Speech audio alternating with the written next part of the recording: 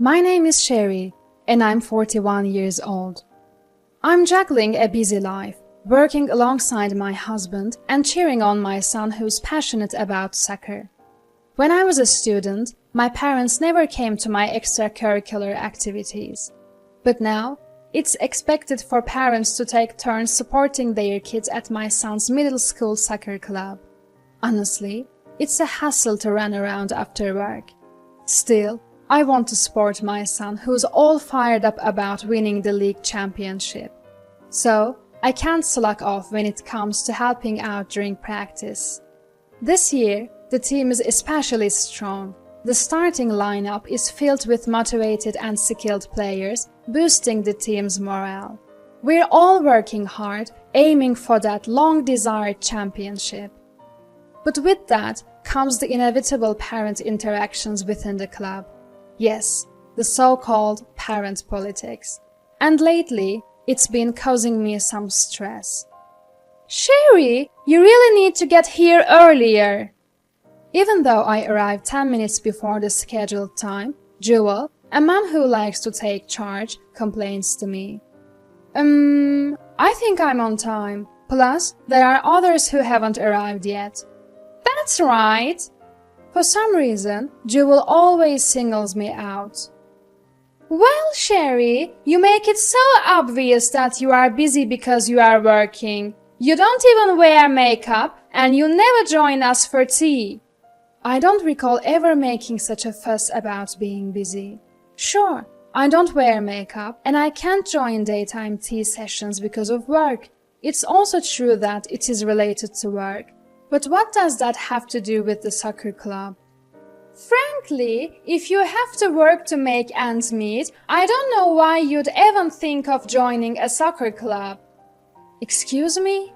If you can afford to be in this club, you should be a stay-at-home mom with both time and money to spare, Jewel declares. Well, I was about to argue, but other parents started gathering, and the atmosphere wasn't right for it. My son is doing great as a starter, and I generally get along well with the other parents, but every time I see Jewel, I can't help but feel uncomfortable. I've been trying to keep my distance, but then... We live on the top floor of that high-rise, the 40th floor. During a break in a practice game one weekend, Jewel pointed to what locals call the Kitten Tower, a 40-story luxury high-rise that's become a symbol of the area. Oh, really? Confused, I just nodded along. It's not a big deal, it's a luxury condo, but it's too big for just the three of us. It's a hassle to clean without a housekeeper, you know. I didn't know how to respond, but another mom chimed in. The floors above 35 are one family per floor. The 360-degree view is such a luxury. Jewel seemed quite pleased with herself. Ah, I see. Oh, excuse me. My husband just arrived, so I'll be heading out for work. We're switching places to support our son. My husband had worked in the morning, and I was scheduled for the afternoon. We had planned to swap roles in supporting our son. While the other friendly moms wished me well, Jewel smirked. Oh, how hardworking you both are. Well, do your best. We'll all be going for tea after the game. Alright then, take care. I didn't have time for more chit-chat, so I hurried off to work. Fast forward to the next week. Hey Sherry, I heard you live in a single-family home. Jewel spoke loudly, unnecessarily so. After you left the other day, your husband and I talked about homes. He mentioned you live in a single-family home. Is that true? Yes. I gave a vague answer. Sensing something unpleasant coming my way, Jewel grinned at my caution. He invited me over if I ever get the chance, so I'll take him up on that offer. Oh, well, that's not really... It was just a polite invitation, but Jewel seemed to take it seriously. Don't you all want to see Sherry's house? She must be proud of it. I'd feel awkward inviting people to my high-rise apartment. It might seem like I'm showing off. I hadn't heard anything about this from my husband, who would have told me if he'd actually extended such an invitation. Cornered, I felt trapped. I tried to think of an excuse, but Jewel had already involved the other moms. You know how upper-class homes offer room tours? I'm sure Sherry's house is small, so we don't need anything fancy.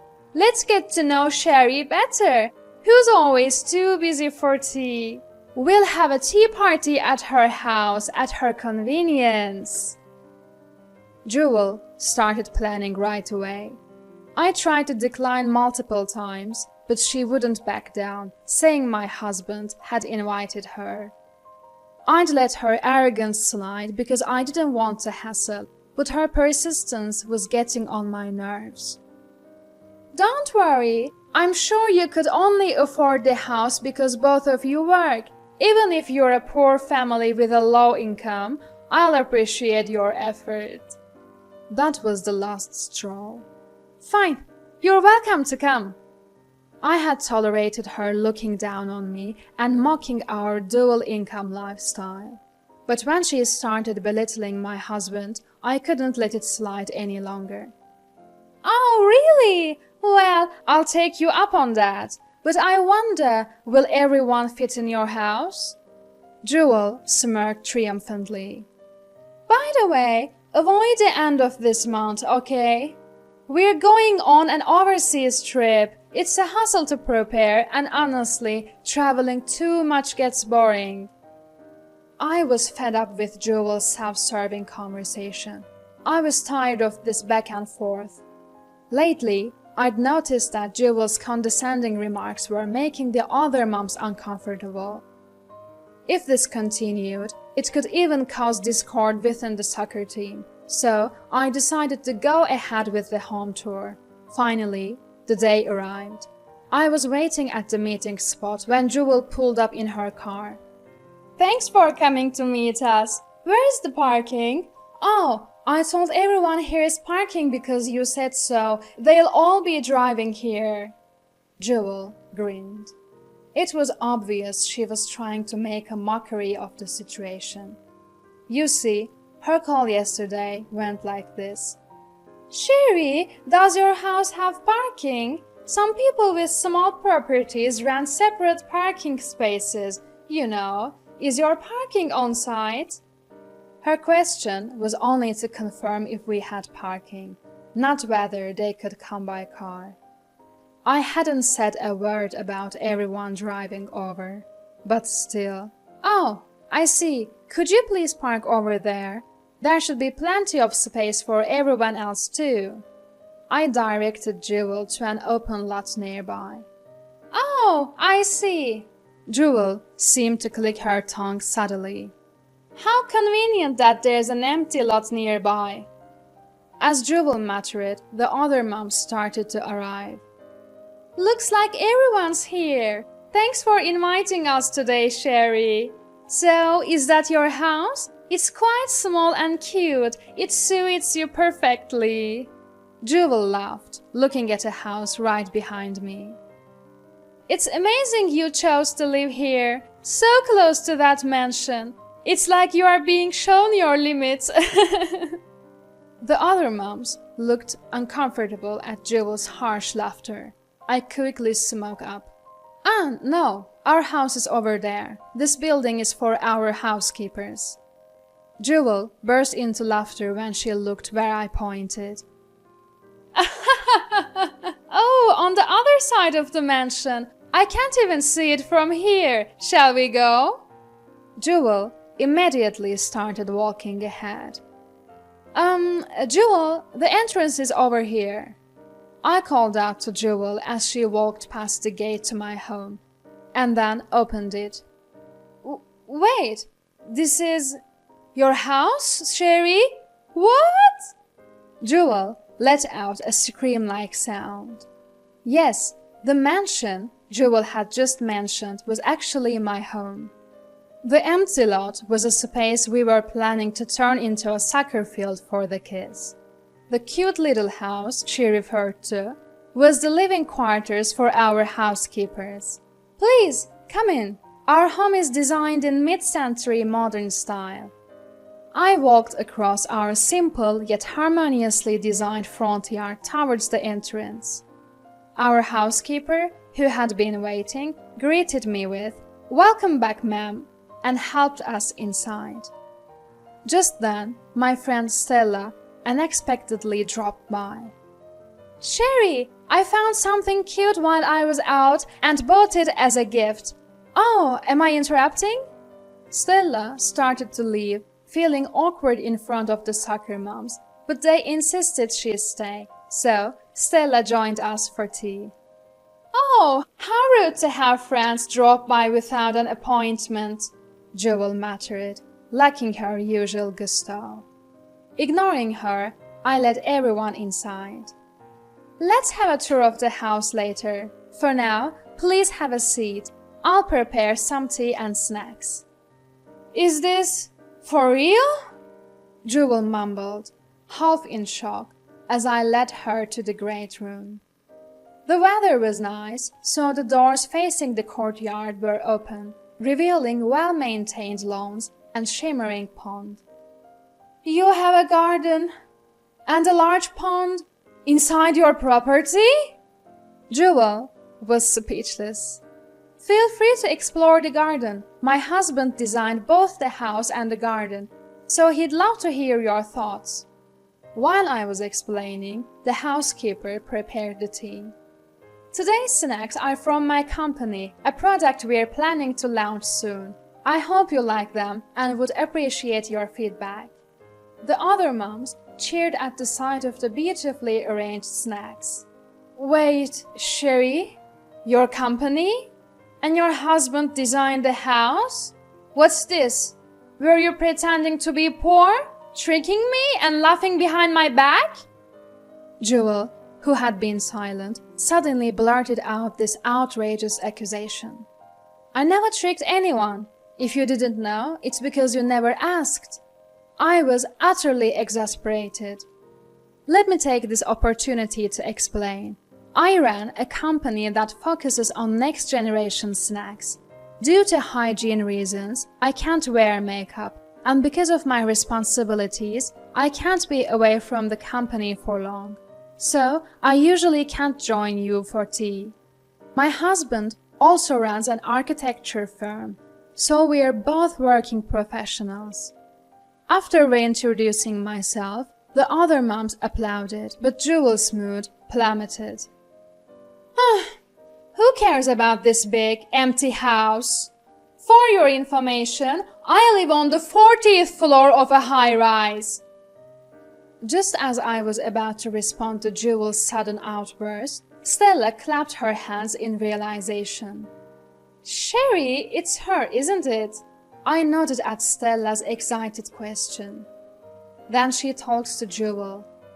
"Hey, you live on the 40th floor of what they call the Kitten Tower, right?" Caught off guard by Stella's innocent question, Jewel regained her usual confidence. "Yes, so what?" Stella grinned and asked, "Can you show us pictures of your place? The view from your room, maybe. You must have taken some on your phone, right?" Stella tilted her head cutely, and the other moms chimed in, saying they'd love to see the pictures. However, Jewel feigned regret. "Oh, I'm sorry. Living there has become so normal for me that I've never thought to take pictures. So no, I don't have any on my phone." Jewel made a disappointing face. Stella burst into laughter at Jewel's response. "What's so funny?" Jewel raised her voice, clearly irritated. "I just thought it was amazing. You don't take pictures because it's so normal for you? I still can't help but capture the sunrise and sunset." Stella showed us her phone screen, displaying a beautiful sunset and a familiar landscape. Look, this is the exact image used in the Kitten Tower's promotional material. Oh, and there's Mia, my cat! I couldn't help but get excited at the beautiful scenery and the appearance of Stella's beloved cat, Mia. What are you talking about? Jewel scolded, so I decided to enlighten her. She is the real resident of the 40th floor of the Kitten Tower. What? Jewel's tiny scream was directed at the key Stella pulled out, designed exclusively for the upper floors of the Kitten Tower. It's not enough proof, so you're welcome to come over right now. Jewel's face twisted at Stella's smile. Every once in a while, I get inquiries through the front desk asking if I'm Jewel. Now it makes sense. You are the Jewel they were asking about. Stella's expression turned stern. It's quite a nuisance, you know. Confronted by Stella, the real resident of the 40th floor of the luxury high-rise, Jewel was visibly shaken. It seems she's been lying about living on the 40th floor of a luxury high-rise, not just in our soccer club, but elsewhere too. So, what's the real story? The next time one of your friends asks, you'll have to correct them, won't you? Cornered by Stella's questioning, Jewel trembled like a newborn fawn, attempting to flee. Tell the truth! Yikes!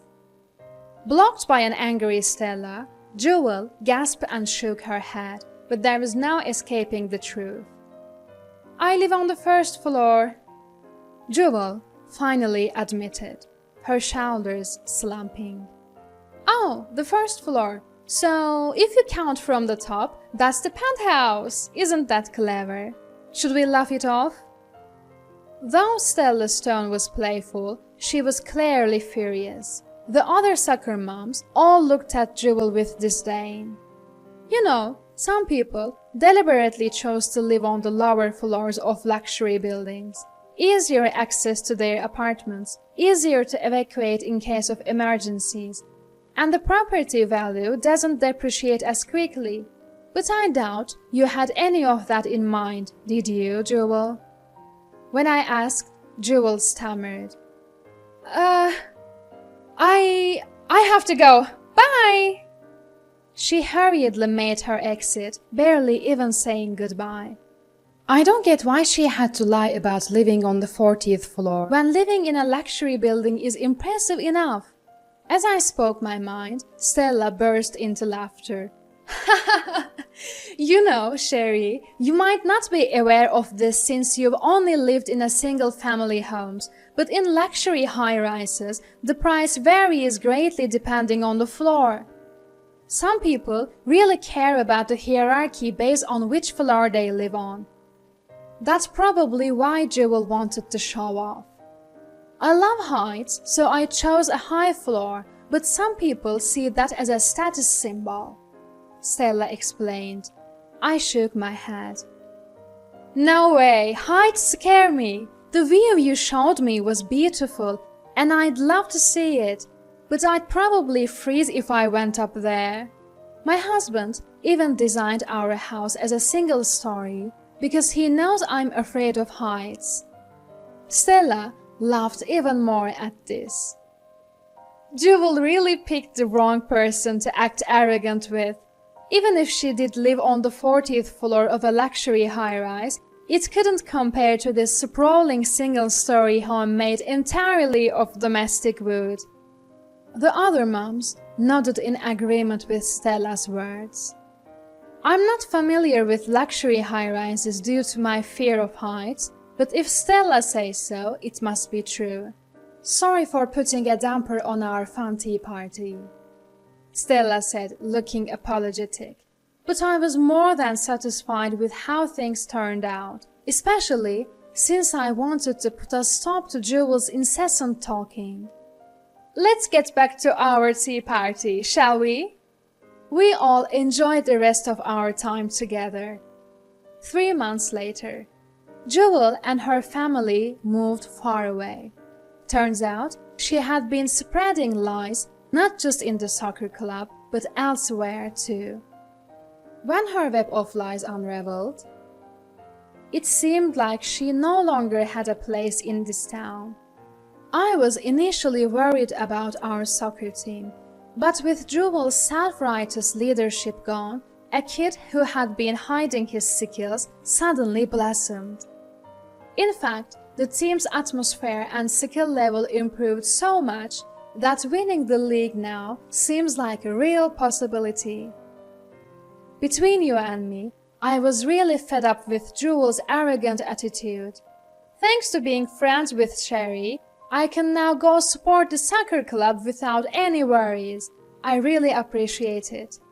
It seems like the bonds among the soccer moms have deepened even more. Let's aim for the championship, guys. Sporting my energetic child as they run around, along with my hard-working husband, is my daily joy.